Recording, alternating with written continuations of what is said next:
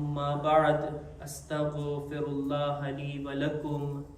તમામ તારીફ અને હમદો સના ઈ પાક પરવરદિગાર માટે છે કે જેના વખાણ કાયનાતની દરેક મખલૂક કરી રહી છે, જેની તસ્બીહ તમામ મખલૂકાતની ઝબાનથી જારી છે। એ અલગ વાત કે આપણે તેમની ભાષાને નથી જાણી શકતા અને ઇન્સાનને ઇખ્તિયાર છે કે તે ખુદાની નેમતોનો શુક્ર અદા કરે, તેનો શુક્ર અદા કરતા એની તસ્બીહ અને તહલીલ કરે, અથવા તો શૈતાનના રસ્તા પર ચાલીને કુફરાને નેમત કરે। દુરૂદ ઓ સલામ થાય મુહમ્મદ અને આલે મુહમ્મદ ઉપર,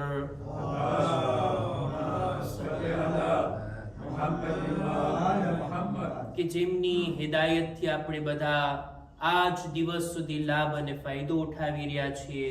તેઓ પોતાની મુખ્તસર જિંદગીની અંદર પોતાની સીરતને અને પોતાની નૂરાની હદીસોને યાદગાર તરીકે આ દુનિયામાં છોડીને ગયા છે।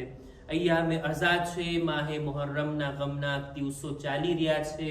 આપણે બધા ઇમામે હુસૈન અલૈહિસ્સલામની અઝાદારી કરવામાં મશગુલ છીએ। ખુદાની બારગાહમાં દુઆ ગુજારીએ છીએ કે ખુદાયા અમારી અઝાદારીને તારી બારગાહમાં કબૂલ ફરમા અને આઈંદા દિવસોમાં માહે સફરની અંદર બહેતર તરીકાથી અઝાદારીની ખુદા આપણને નેક તૌફીક અતા ફરમાવે।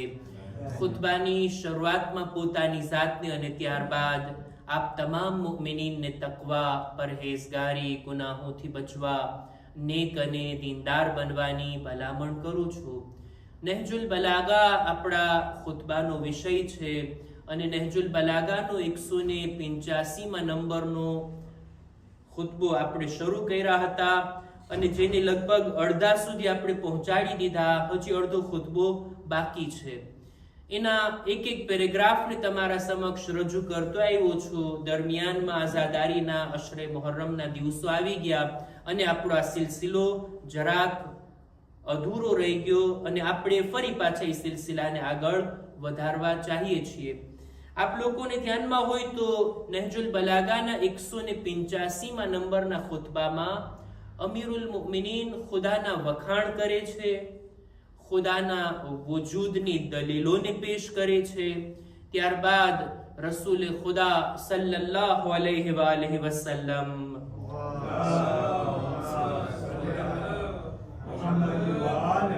એમની રિસાલતની ગવાહી આપ્યા, એમના ઉપર દુરૂદ ઓ સલામ મોકલા અને ત્યારબાદ ફરી પાછા ખુદાની તૌહીદની દલીલ, ખુદાના એક હોવાની દલીલ, એના વિશે મૌલા અમુક બાબતોને બયાન કર્યા, અલગ અલગ દલીલો। અને એમાંથી મહત્વનો આ પોઈન્ટ કે જેના ઉપર મૌલા આ ખુતબામાં ભાર મૂકે છે તે આ કે અલ્લાહની મખલૂકને જોઈ લ્યો અને એના ખાલિકને ઓળખો।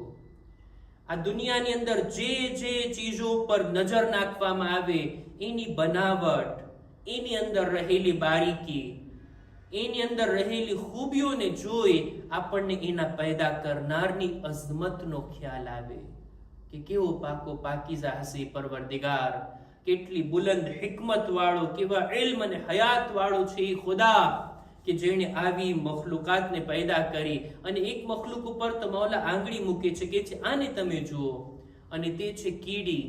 કીડીના બારામાં, ફોર્મીના બારામાં એટલી દકીક વાતો મૌલા ખુતબામાં બયાન કર્યા કે વિચારવા માટે આ ટોપિક કાફી છે કે કલાકો સુધી એના ઉપર વિચાર કરવામાં આવે।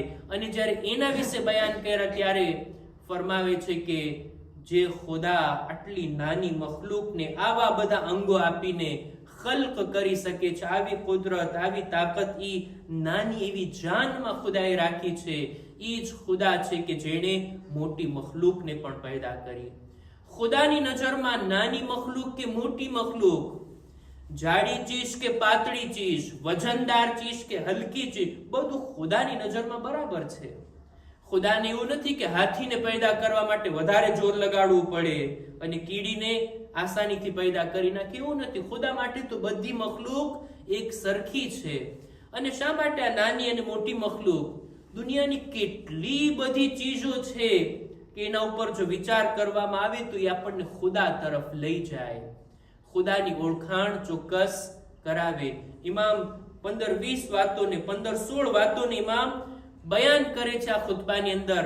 ત્યાં સુધી આપણી વાત હતી કે આપણે જોઈએ આ આસમાન તરફ, આસમાનની આજુબાજુમાં જે વાતાવરણ, જે હવા છે એને જોઈએ, આ પવન કે જે ઉડી રહ્યો છે એને જોઈએ, આ પાણી કે જે આસમાનથી વરસી રહ્યું છે, આ સૂરજ, આ ચાંદ, આ ઉગતા ઘાસ અને પાન, આ ઝાડ, આ વહેતું પાણી, આ પથ્થરો, આ દિવસ અને રાતનું આવવું અને જાવું, આ ઉછળતો અને મોજ મારતો દરિયો, આ સિવાય આટલા ઊંચા ઊંચા પહાડ આ દુનિયાની અંદર, અને એ પહાડની ઊંચી ઊંચી ટોચ, અને આટલું જ નહીં, આ દુનિયાની અંદર કેટલા બધા ઇન્સાનો છે, અને ઇન્સાનો વડે બોલવા વાળી ઝબાનો, કેટલી બોલી, કેટલી લેંગ્વેજ આ દુનિયાની અંદર છે.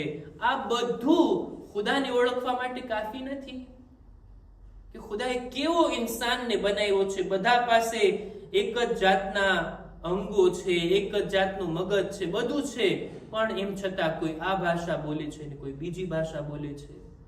આ આટલી બધી ભાષાઓ કુરાનમાં ખુદા કહે છે ને, આ તો અમારી નિશાનીમાંથી એક નિશાની છે, ખુદા સુધી પહોંચાડે છે. એક એક વાતને આપણે લઈ લઈએ તો આપણને ખુદા સુધી પહોંચાડે છે કે કોઈ છે જેણે આવી ચીજોને બનાવી, કોઈ ઝાત છે જેણે આ મખલુકાતને પેદા કરી. ત્યારબાદ આપણી વાત અહીંયા સુધી પહોંચી હતી. હવે પછી આગળ વધારું છું આ જુમલાઓને કે ઝઅમુ અન્નહુમ કન્નબાતિ મા લહુમ ઝારિዕ. ઈ લોકો કે જે ખુદાનો ઇનકાર કરતા હોય, ઈ લોકો કે જે ખુદાને ન માનતા હોય, ખુદાના વજૂદને કબૂલ ના રાખતા હોય, એમ સમજે કે બસ અમે એમને પેદા થઈ ગયા ને એમને મરી જાશું, એમને દુનિયામાં આવી ગયા ને એમને ચાલ્યા જાશું, એમને બધી ચીજો આપણને મળી જાય છે ને એમને આ બધી ચીજો આપણા હાથથી ચાલી જાય છે, એમ જ આપણે માંદા પડીએ ને વળી પાછા સાજા થઈ, બધું એમને ચાલે છે, કોઈ નથી આની પાછળ. એવા લોકો ઉપર મૌલા વાંધો ઉઠાવે છે, એમનો વિરોધ કરે છે. એ લોકોને જવાબ આપે છે કે આ લોકો એમ સમજી લીધા છે કે આ દુનિયાની બધી ચીજો, આ બધી મખલુકાત એવા ઘાસની માફક છે કે જેને કોઈ ઉગાડ્યું ના હોય, એવું ઘાસ કે જે આપોઆપ ઉગી નીકળતું હોય એની જેમ છે. વલા લિખ્તિલાફિ સુવરિહિમ સાનિዕ. અને આટલી બધી અલગ અલગ શકલો સુરતમાં જે મખલુકાત છે કોઈ એને બનાવવા વાળો નથી, આ લોકો એમ સમજે છે. ના, હરગીઝ એવું નથી, હરગીઝ એવું નથી.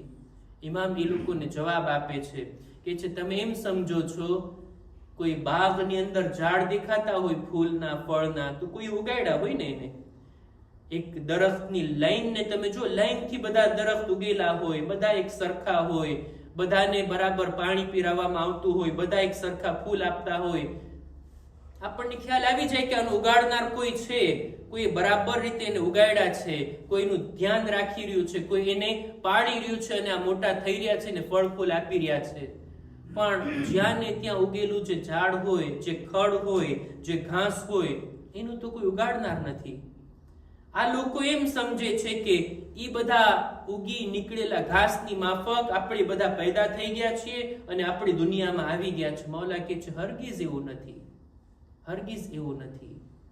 ઇમામ બે જુમલાની અંદર આ લોકોને એવો જવાબ આપે છે કે ઈ લોકો લાજવાબ થઈ જાય છે. કોઈ દલીલ લાવવા માટે ઈ લોકો શક્ય નથી, લોકો માટે કે દલીલથી મૌલાની આ વાતનો કોઈ જવાબ આપી શકે.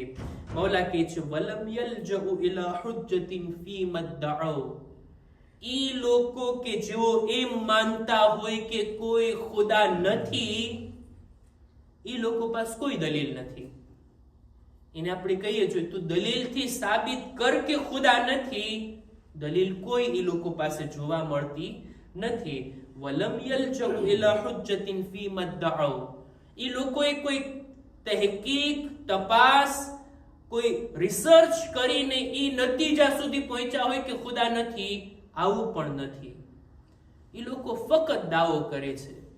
જે લોકો આવો અકીદો રાખતા હોય ને કે કોઈ ખુદા નથી, કોઈ આપણું પેદા કરનાર નથી, આ દુનિયા એમને બની ગઈ અને એમને ખતમ થઈ જશે. એ લોકોથી પૂછીએ દલીલ છે? દલીલ નથી લોકો પાસે.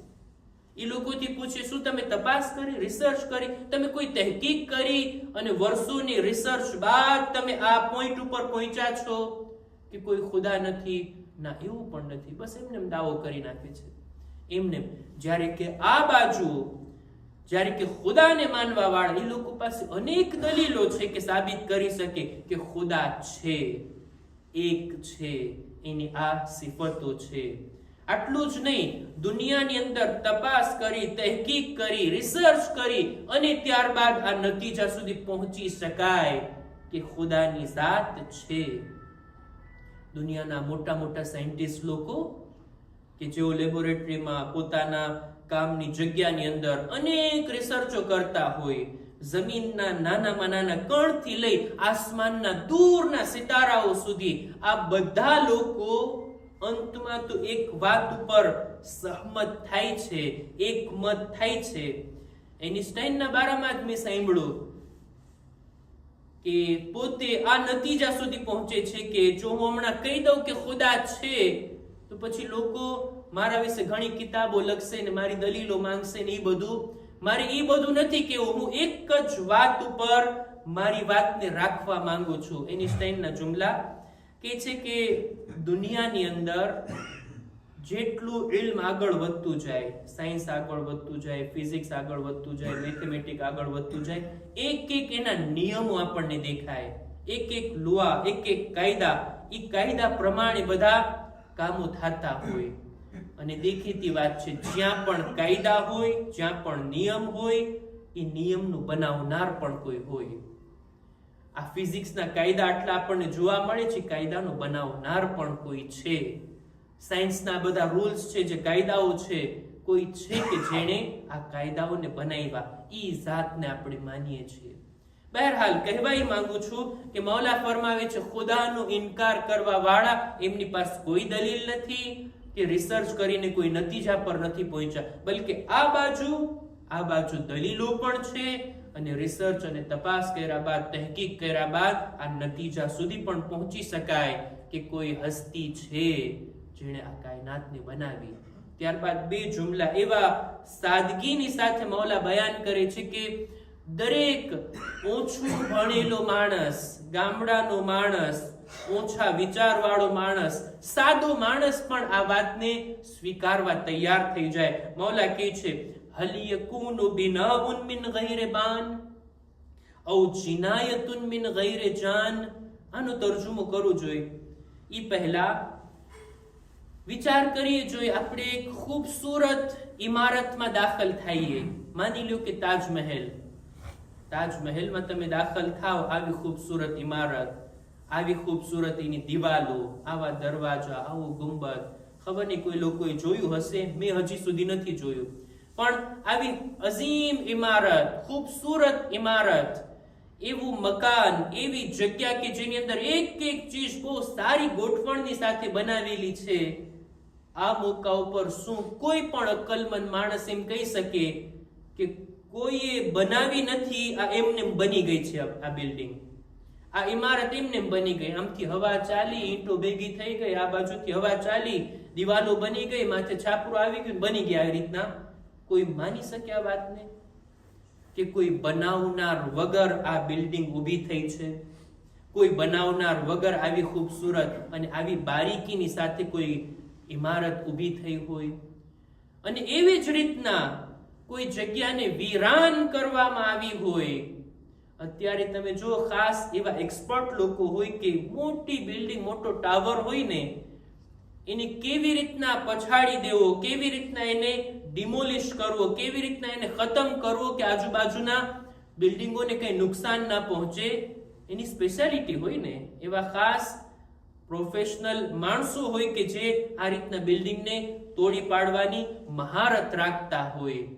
કોઈ આ રીતના આટલી મોટી બિલ્ડિંગને પછાડી દે, એને ખતમ કરી દે, નાબૂદ કરી દે, આજુબાજુમાં ક્યાંય નુકસાન ના પહોંચે, આવી રીતના કોઈ બિલ્ડિંગને તોડે, શું કોઈ એમ વિચાર કરી શકે કે કોઈ તોડ્યા વગર આ બિલ્ડિંગ આમ તૂટી ગઈ છે, આવી સરખાઈથી આ બિલ્ડિંગ ખરાબ થઈ ગઈ છે? કોઈ મકાનને બનાવવા માટે પણ બનાવનાર જોઈએ, કોઈને સરખી રીતના તોડવા માટે પણ તોડનાર જોઈએ. એવી જ રીતના આ દુનિયા પણ જો બની છે તો એનો બનાવનાર પણ કોઈ છે. એક દિવસ આ દુનિયા ખતમ થઈ જશે, નાબૂદ થઈ જશે, એને નાબૂદ કરનાર પણ કોઈ છે. ઇમામ આ રીતના આવી દલીલો વડે આપણને ખુદાની ઝાત તરફ બોલાવે છે અને ખુદાના ઓળખાણ ઉપર, ખુદાને ઓળખવા વિશે આપણી ધ્યાન દોરાવે છે, આપણી નજરોને વાળે છે, આપણને વિચારવાનો, ફિક્ર કરવાનો મૌઝુ આપે છે કે આના ઉપર વિચાર કરીએ, અલ્લાહની મખલુકાત ઉપર, એની બનાવટ ઉપર કે જે આપણને ખુદાની ઝાત સુધી લઈ જાય. આગળ પણ હજી અમુક દલીલો, અમુક મખલુકાતના બારામાં મૌલા ગૌર કરવા તરફ આપણને બોલાવી રહ્યા છે. ઇન્શાઅલ્લાહ આવતા ખુતબાની અંદર આપણે રજૂ કરશું અને આ ખુતબાને કન્ટિન્યુ કરશું.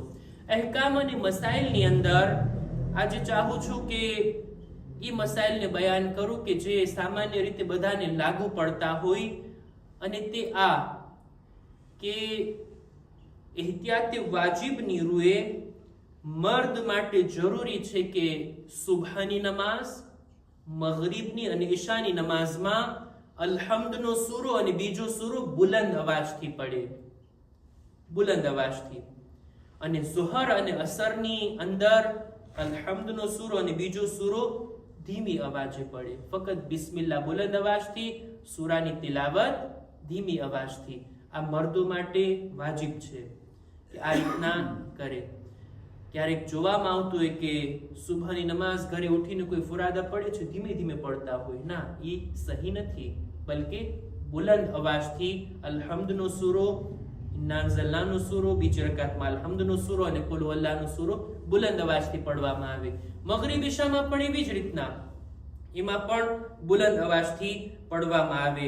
જેવી રીતના નમાઝે જમાતમાં તમે જુઓ છો કે મગરિબ ઈશામાં આપણે સૂરાની તિલાવત બુલંદ અવાજથી કરતા હોય, લોકોને સંભળાય, પણ ઝુહર અસરમાં સૂરાની તિલાવત ધીમે હોય. આ વાજિબ છે. કોઈ જાણી જોઈને જ્યાં ધીમે પડવાની છે ત્યાં બુલંદ પડે, અને જ્યાં બુલંદ પડવાની છે ત્યાં જાણી જોઈને ધીમે પડે તો એની નમાઝ બાતિલ છે. આ મસલો જાણ્યા બાદ હવે કોઈ આ રીતના કરે જાણી જોઈને તો પછી એની નમાઝ બાતિલ છે. આ છે મર્દો માટે. औरतों માટે પણ મુસ્તહબ છે, બલકે પડી શકે છે ઈ સુબહની નમાઝમાં પણ બુલંદ અવાજથી, મગરિબ ઈશામાં પણ બુલંદ અવાજથી, ઈ શરતે કે કોઈ નામહેરમ એનો અવાજ ન સાંભળતું હોય. પોતાના ઘરમાં એકલી નમાઝ પડી રહી છે औरत, તો ઈ પડી શકે છે બુલંદ અવાજથી, એમાં કઈ વાંધો નથી. પણ જો જાણી જોઈને કોઈ નામહેરમની સામે કોઈ औरत બુલંદ અવાજથી નમાઝ પડે તો આ નમાઝ સહી નથી. એહતિયાત વાજિબની રૂએ એની નમાઝ બાતિલ છે. અને અર્ઝ કર્યું કે આપણે બિસ્મિલ્લાહ બુલંદ અવાજથી પડવાનું છે ઝોહરની નમાઝમાં, અસરની નમાઝમાં. સૂરાની તિલાવત ધીમા અવાજે, પણ બિસ્મિલ્લાહ તો આપણે બુલંદ પડવાનું છે. આ એક્સેપ્શન છે જુમાની અંદર. જુમાના દિવસે, જુમાના નમાઝની અંદર, ભલે બપોરનો ટાઈમ છે, પણ જુમ્માના દિવસે જુમ્માની નમાઝમાં આપણે સૂરા બુલંદ પડવાના હોય. એટલે જ જુમ્માની અંદર આપણે બુલંદ અવાજથી પડતા હોય. ક્યારેક એવું બને કે જુમ્માનો દિવસ, જુમ્માના દિવસે આપણે લાગુ ના પડી શકે જુમ્માની નમાઝમાં, ઝોહર અને અસર પડવાની હોય, ત્યારે પણ મુસ્તહબ છે કે જુમ્માના દિવસે ઝોહરની નમાઝમાં અલ્હમ્દનો સૂરો અને બીજો સૂરો બુલંદ અવાજથી પડવામાં આવે, મુસ્તહબ છે. ત્યારે જુમ્માના દિવસે જ્યારે જુમ્માની નમાઝ આપણે ના પડવાની હોય, અથવા તો મોડા પડ્યા, લાગુ ના પડ્યા અને ફુરાદ આપણે ઝોહર પડતા હોય ત્યારે. મારા ખ્યાલથી આ મસલો વાઝેહ છે, અને રિપીટ નથી કરતો. ના સમજાય તો ફરીવાર પાછો આ મસલાને તમે લોકો સાંભળી શકો છો. હજી પણ આ મસલા હેઠળ અમુક બાબતો છે કે જેને ઇન્શાઅલ્લાહ આપણે આવતા ખુતબાની અંદર બયાન કરશું. ખુદાની બારગાહમાં દુઆ ગુજારીએ, પરવરદિગારા અમારી ઇબાદતો, દુઆઓ, અહલે બૈતના જિક્રને, અમારી અઝાદારી, માતમદારીને તારી બારગાહમાં કબૂલ ફરમા. ખુદાયા અમારા મા બાપના ગુનાહોને માફ કર. અમારી ઔલાદને નેક તૌફીક અતા કર. પરવરદિગારા દરેક મુમિનીન મુમિનાતની જાન, માલ, ઇઝ્ઝત, આબરૂની હિફાજત ફરમા. ઝમાનાના ઇમામના ઝુહૂરમાં તાજીલ ફરમા. અમારો શુમાર એમના સાથીઓમાં કર. ربنا تقبل منا إنك أنت السميع العليم